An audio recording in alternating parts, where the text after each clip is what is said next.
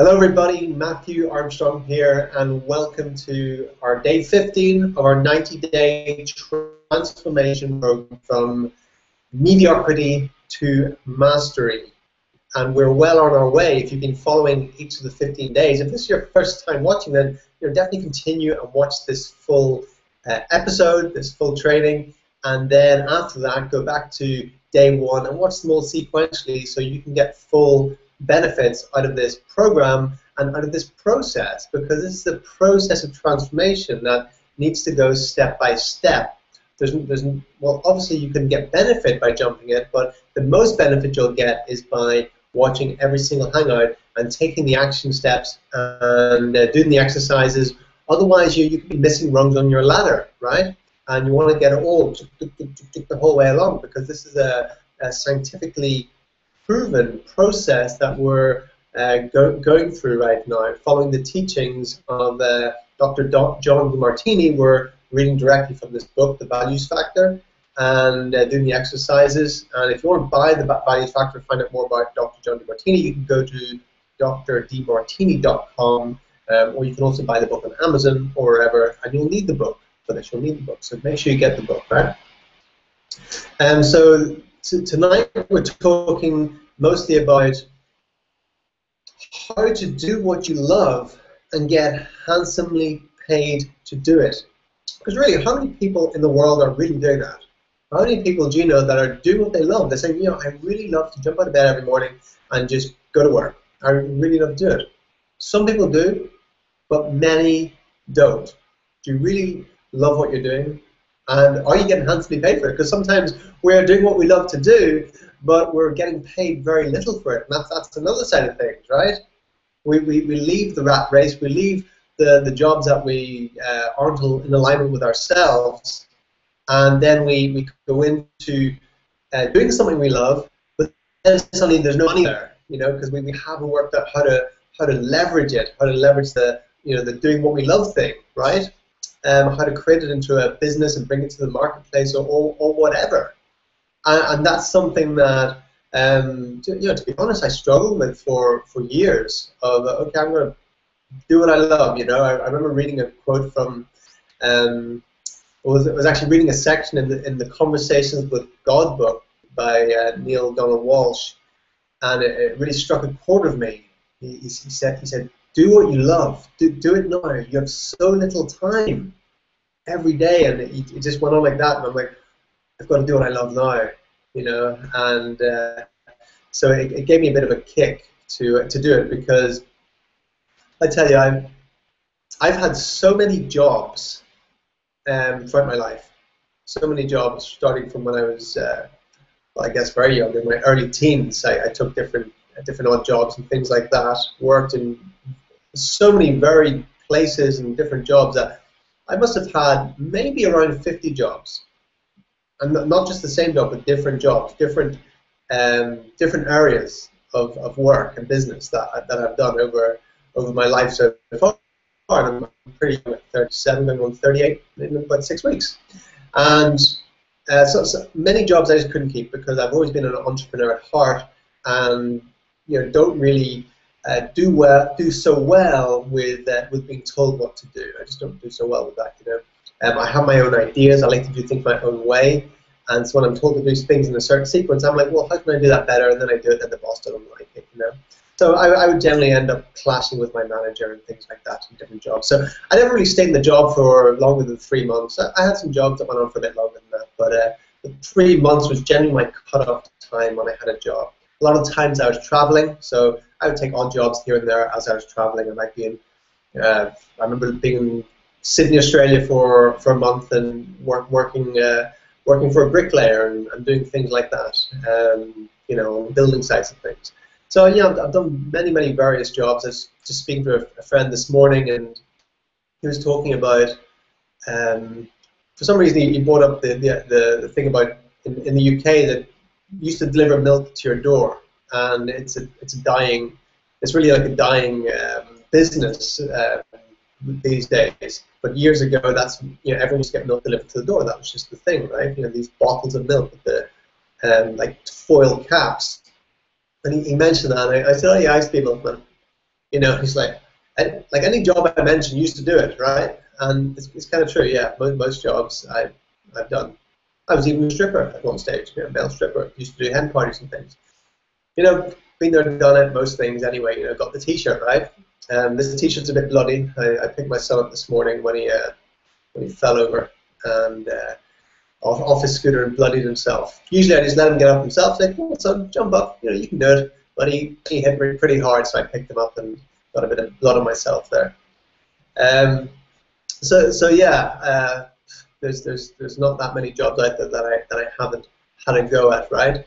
And it's all been stepping stones to being on my way to doing what I love and loving what I do, right? It's all been stepping stones. And like I said, I've always been an entrepreneur at heart, and then going into becoming an entrepreneur and having this idea that that all I have to do is just give value.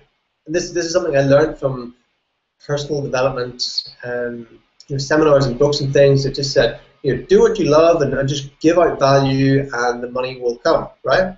So, okay, so I just give tons of value out. And guess what? The money didn't really come, when I became a coach, I remember giving loads of free coaching sessions, giving discount coaching sessions, all sorts of things. And I'm thinking, well, it's going to come back to me, it's going to come back to me. And what I did get from it is I got tons of experience, and then I bought my business online, and I was then doing that. I was giving out loads and loads of value, but the money wasn't really coming because I was missing part of the equation. Part of the equation that a lot of different teachers in the personal development field miss out. They kind of had this more like a sort of spiritual idea that you just put it out there and it will come back to you, right? But how many people do you know that give a ton of value but don't get paid much? I find that with a lot of the stuff I was doing online. I had this membership program, I had a YouTube channel and everything, and I was getting emails nearly every day from people saying how much I'd helped them, people saying that I'd saved their lives, turned their life around, saved their lives, saved their wives' lives, and things like that with the teachings I'd given, the information on health and nutrition and all sorts of things like that. And so a number of people had actually said to me that I'd saved their life. And I was looking, thinking, well, I'm not actually getting paid in accordance with this, If I'm actually really saving people's lives, I seem to be doing it for almost free or pennies, really, like the advertising space on my YouTube channel, on my videos, which was pennies. And so the whole idea of what you say is your net worth is a direct reflection of the value you give out, or the value you put into the world is you'll be paid in proportion to that. I'm like, this doesn't seem to make sense to me. It doesn't work like they said it would work, Otherwise, I should be getting paid like a doctor's salary. If people are really saying I'm saving their lives, I should be getting paid a doctor's salary here, which wasn't happening, So there was definitely a missing piece of the puzzle there. And while I do just love to give out value, I love to do it. And at the same time, it's important to leverage that. And that was the missing piece of the puzzle, which I didn't seem to understand, because I was looking at it and saying, well, look, that person over there, they're not giving very much value at all.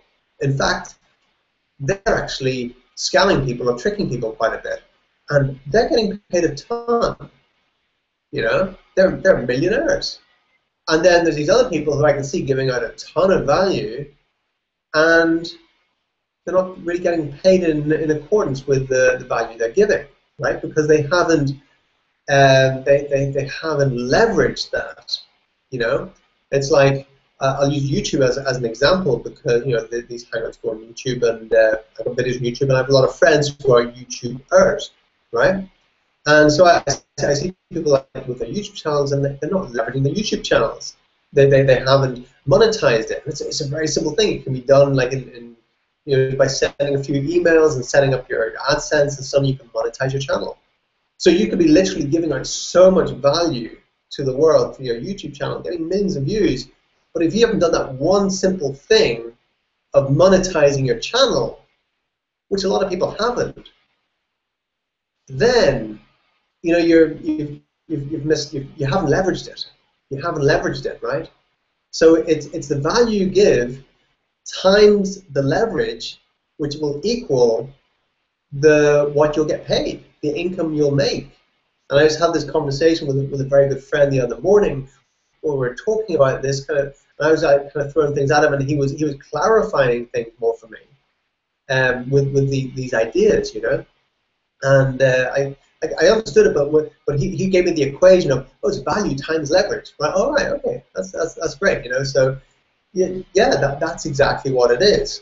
And then you can leverage your YouTube channel even more by affiliating to different products or different services, and then or offering other products or other services on top of what you do, on top of your videos, and having links there, and having your blog connected to it, your website connected to it, your social media, and things like that, you know. So it's really the how you leverage it, you know. That's so you can do what you love, and you can get handsomely paid for it when you start to understand this stuff, right? And yeah, I've got more to say on that. 1 second.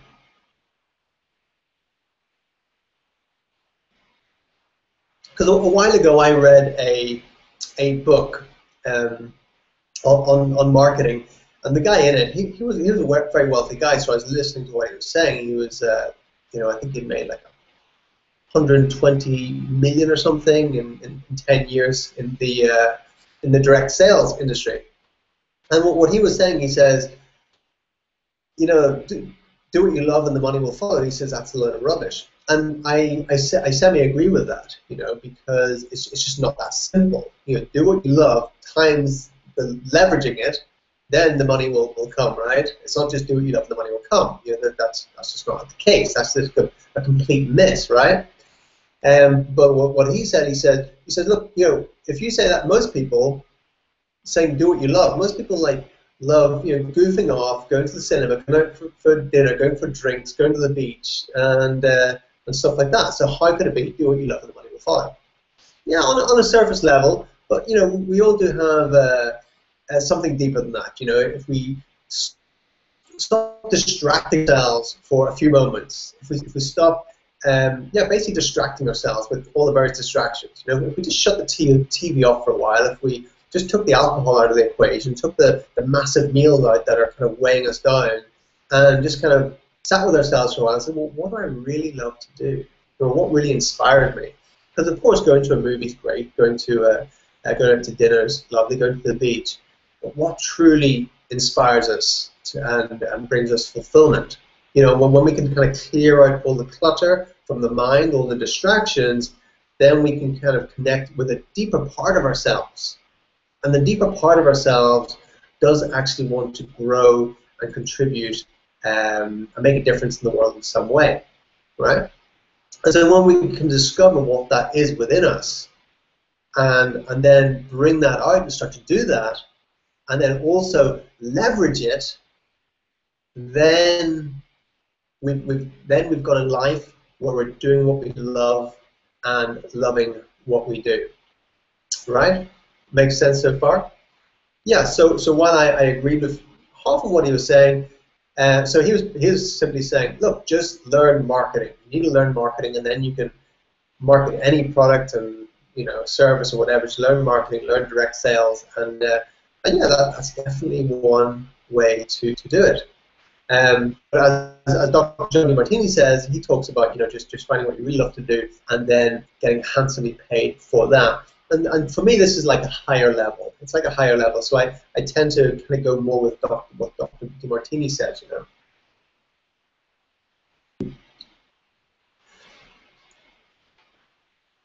Okay.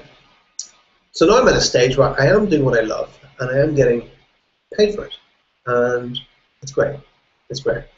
There's always another level, and I am seeking the next level, the next level, the next level.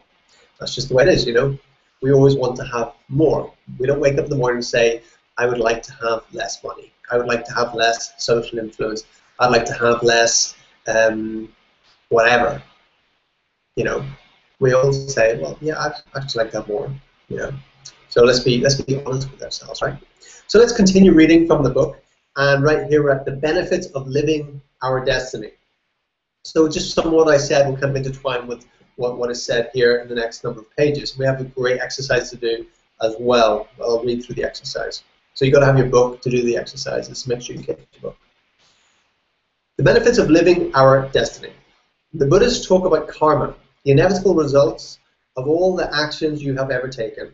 In a sense, karma might be seen as cause and effect. But another key Buddhist concept is dharma, wise behavior or right action, which moves you toward fulfillment, nirvana, or personal liberation. In a sense, dharma might be seen as purpose. So when we live according to that which is most important to us, when we live teleologically, with meaning and purpose, we are living with dharma and not karma. We are the purposeful driver of our destiny, looking forward into the cause of our future, not looking back into the effect of our past actions. We are living with inspiration, not desperation. We're living fulfilled instead of unfulfilled. Those are the results of living our lives according to what is most important to us, structuring our lives according to the values factor. Just as every one of us has a unique set of values, each of us has a unique destiny and a unique form of spirituality or spiritual journey, guided by our highest values. You are on your own completely individual spiritual path. However, if you choose not to honor your highest values and fulfill your inspired purpose, you might find yourself tending to break down, feeling unfulfilled, and living a less meaningful life. You'll probably feel less fulfilled or inspired by your life. You'll probably feel less grateful for your life. You'll probably feel less empowered spiritually, and you might even subordinate yourself to someone else's version of spirituality or their labels of good and evil. You will probably live according to stagnant traditions instead of living according to your own unique spiritual path. You will probably hold unrealistic expectations and judge yourself and others unwisely. You'll probably live with more distractions and tangents. You will probably be vulnerable to searching for one-sided fantasies, pleasure without pain, support without challenge, which could lead you to experience a great deal of frustration as a result. You'll probably not equally embrace both the pains and the pleasures of life. On the other hand, when you are acting in a way that fulfills your highest value, you awaken your inspired mission. You recognize your ever-present spirituality. You can offer balanced service to others. You appreciate spirituality in a more universal and balanced way, rather than being either submitting to some religion or rejecting it. You love and appreciate yourself and others for who you all are, not for who you think you or they should be. Discovering your destiny and getting paid for it. I'm a firm believer in the notion that the quality of your life is based on the quality of the questions you ask. For more than 40 years, I have been asking myself the question almost daily that I ask my client in Quebec City. What is it that I would absolutely love to do, and how do I get handsomely paid to do it? That is one of the greatest questions you can ask, because in that way your vocation and vacation can become the same.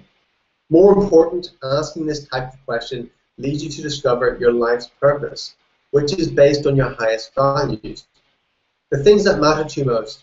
And when you discover that evolving purpose, you are on the way to living your inspired destiny. Your highest values are there to lead you to your purpose, and your purpose is there to guide you to your destiny. This is why the values factor is so important. Once you've begun with the expression of your highest values, with what you truly love to do, you know you are on your most inspired path. You are not alone. Whatever you might love to do, there are also others who would love to do the same or something similar. So if you can find a way of helping these other people do what you love to do, you will be able to get to do what you would love and get paid for it. That is the secret of providing inspired service. Of course, you won't get well paid unless you truly provide a quality service to people. But helping people do what they love, which is also something that you love, is the greatest and most fulfilling service you can possibly provide. You're not only fulfilling your own highest values, you're helping other people fulfill theirs. I can tell you from personal experience, there's very little on earth more satisfying than that. So find out what you would love to do, then find a way of serving other people with it, and then get handsomely or beautifully paid to do it. Here's another question you can ask that will help you on this inspiring path. What are the 7 highest priority action steps I can do today to move me closer toward getting paid handsomely for doing what I love to do? If you can keep asking that question and keep working on your answers, you will find at least one viable way of doing it. I started doing that when I was in my teens, and here I am today traveling the world doing what I love to do and getting handsomely paid for it. I am shaping my life in alignment with my highest values, following my purpose and living my inspired destiny. That is what I have chosen to do, and if you make the same choice, you can do that too. The following exercise can help you get started. So exercise 1. I'm going to read through these exercises now. There's a few pages of them, and then this is going to be the homework, is to complete these exercises with your own book, right? Exercise 1. How can I get handsomely paid for what I would love to do? There is a reason Thoreau spoke of the vast majority of humans leading lives of quiet desperation. Most people do not believe they can live by their highest values, find their purpose, or live their inspired destiny. Once you pursue that end, your life can begin to change from one of quiet desperation to one of amazing inspiration. The first step is to ask yourself the following questions. What would I absolutely love to do? How can I get paid handsomely or beautifully to do it? What are the 7 highest priority action steps I can take today toward that end?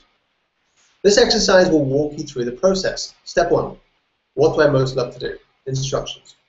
Make a list of all the things that you most love to do.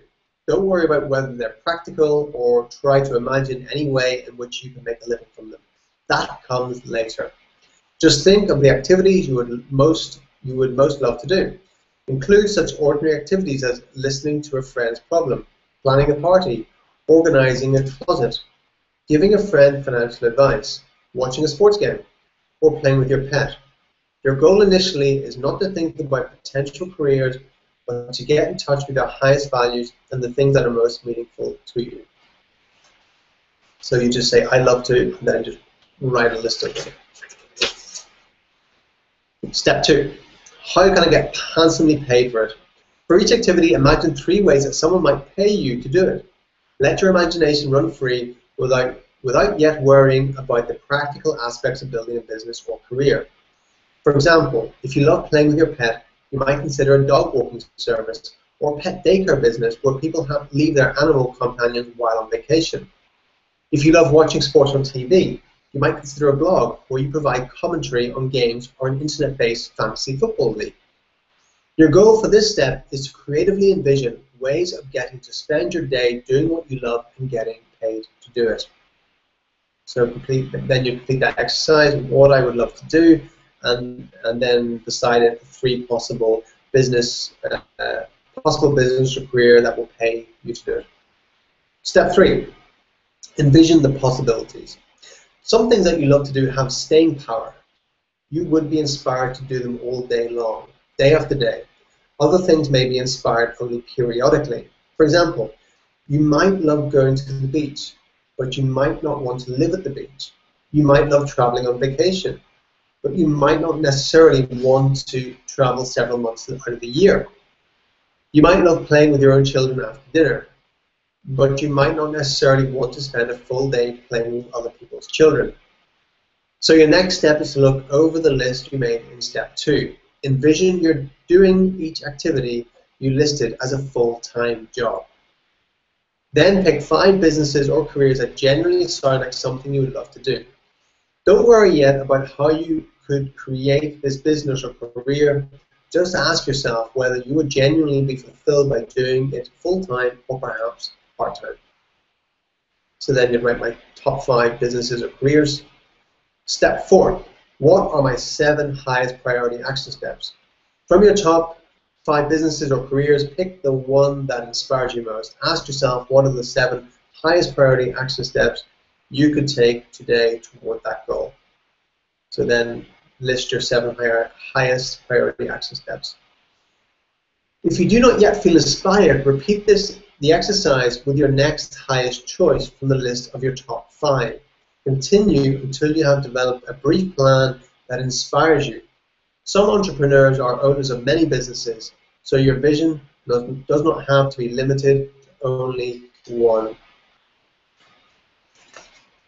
Okay, so I'm going to finish the reading there, because the next reading is a really cool story that you'll want to hear, but it goes on for quite a number of pages, so I'll read that tomorrow night. It's awesome story, just to really plant that one and cement that one into yourself. Yeah.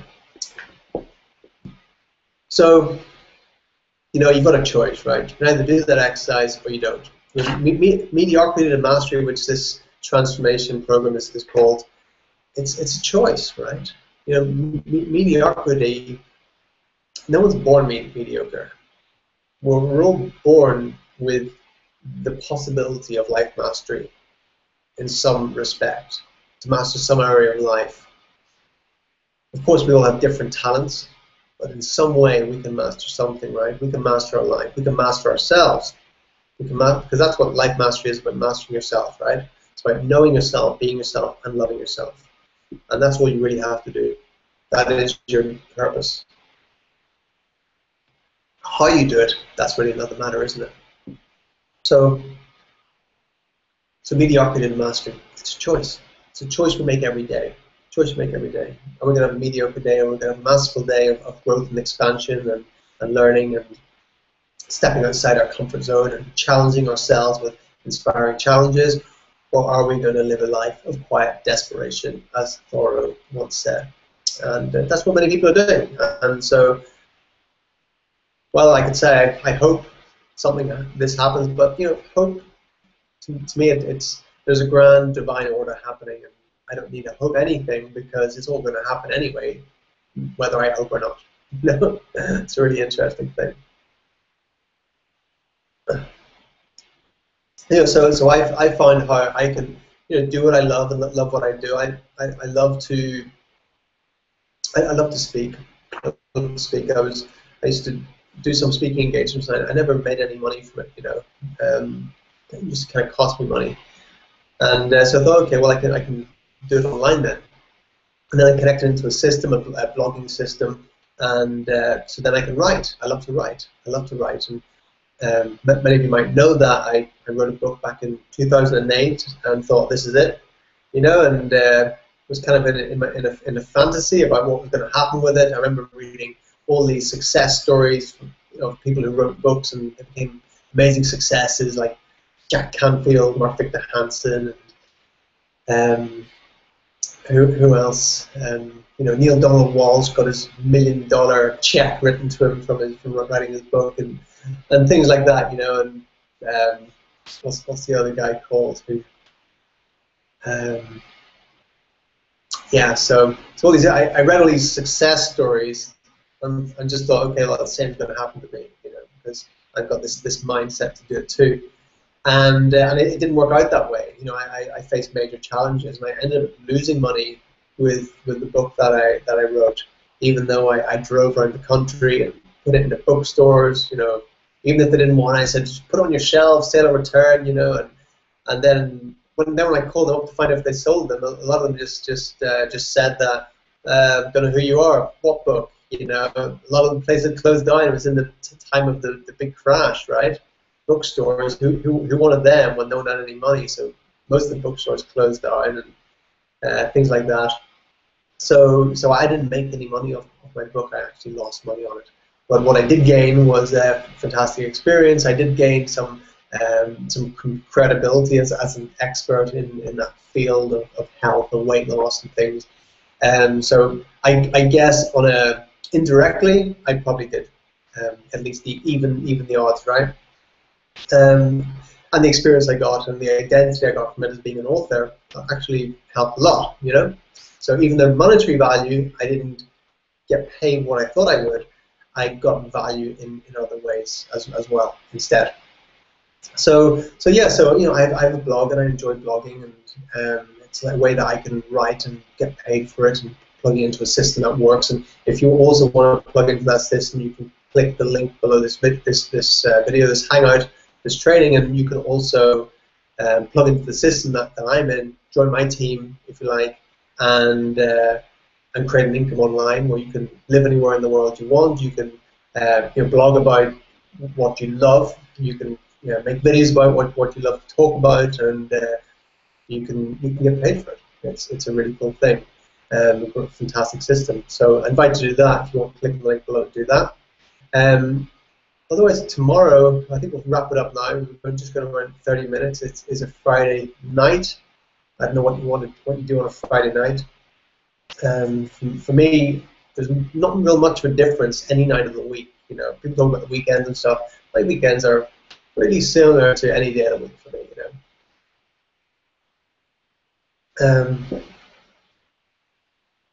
So let's wrap it up there. Please ask any questions you have, any comments, put them in the space below, and I'll endeavor to answer any questions in the next training, the next Hangout.